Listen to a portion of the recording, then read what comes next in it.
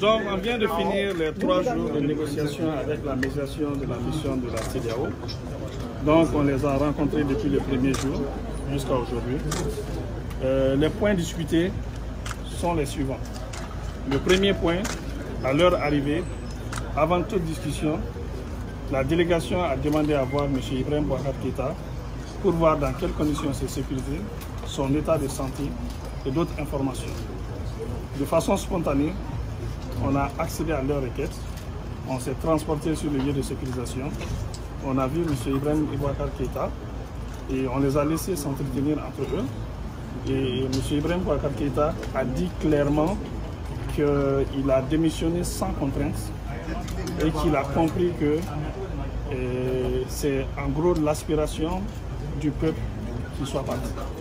Il dit qu'il est même soulagé d'avoir fait ça et qu'en plus il remercie les militaires qui sont venus le sécuriser parce que les militaires ont fait en sorte qu'il ne soit pas violencé par la population qui était excitée contre lui.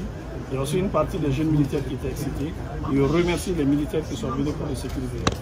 Il a dit clairement qu'il n'a aucune intention de revenir encore au pouvoir parce que la médiation lui a demandé clairement est-ce qu'il a des intentions de revenir au pouvoir. Il a dit non, pour lui c'est fini, il ne veut plus jamais revenir au pouvoir. Il a démissionné de façon volontaire, sans pression.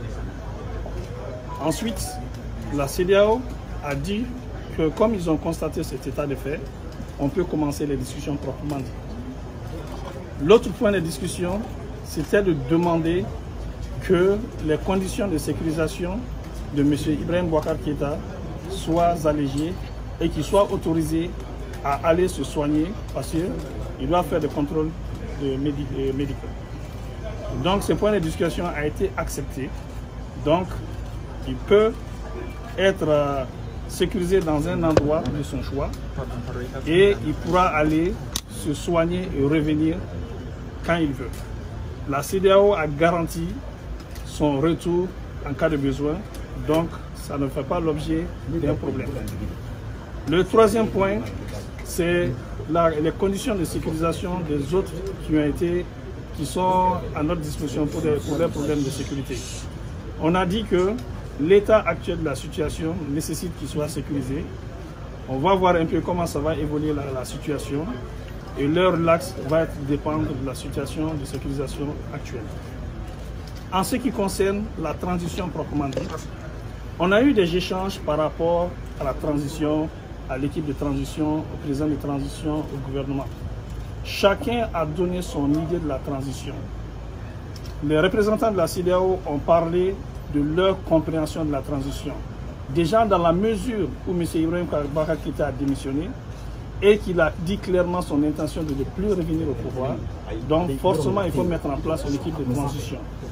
Maintenant, la CEDEAO a donné son point de vue par rapport à leur concept de transition. Nous aussi, on a discuté par rapport à ce que nous on pensait de la transition.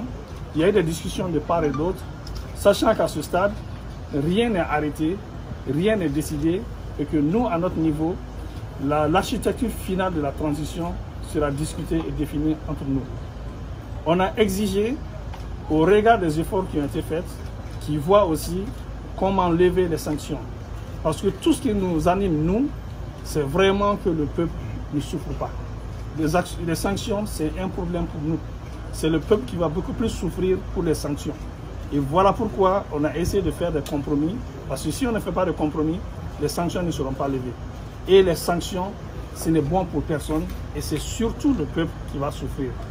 Déjà, sanction ou pas sanction, la majeure partie de la population malienne est en train de souffrir. Sanction ou pas sanction. Et les sanctions vont venir aggraver ça. Donc, il y a un mécanisme qui est au niveau de la communauté internationale où ils ne sont pas regardants sur la population, ils ne sont pas regardants sur ce qui se passe. Pour eux, les principes, c'est les principes. Donc, si on intègre ça, on est obligé de faire des pas pour qu'on puisse aller vers la levée des sanctions. Donc, on a arrêté la discussion à ce stade. Ils vont se retirer. Ils ont dit qu'il y a une conférence des chefs d'État de la CEDEAO le mercredi et qu'eux, ils vont rapporter les efforts que nous avons faits ici, déjà en les autorisant à accéder à M. Ibrahim Boubacar Keïta, en confirmant eux-mêmes que M. Ibrahim Boubacar Keïta a démissionné de son propre gré, sans menace, et que notre disponibilité aussi à discuter avec eux, même pour échanger sur les aspects de la transition, que ça c'est vraiment des bons progrès qui vont rapporter ça au niveau des chefs d'État pour qu'en fonction de ça, ils puissent prendre une décision pour enlever ou au moins alléger les sanctions. Je dis, je répète, tout ce qui nous anime, nous, c'est vraiment pour le bien du peuple. Les sanctions, ce n'est pas bon pour nous, surtout pour la population.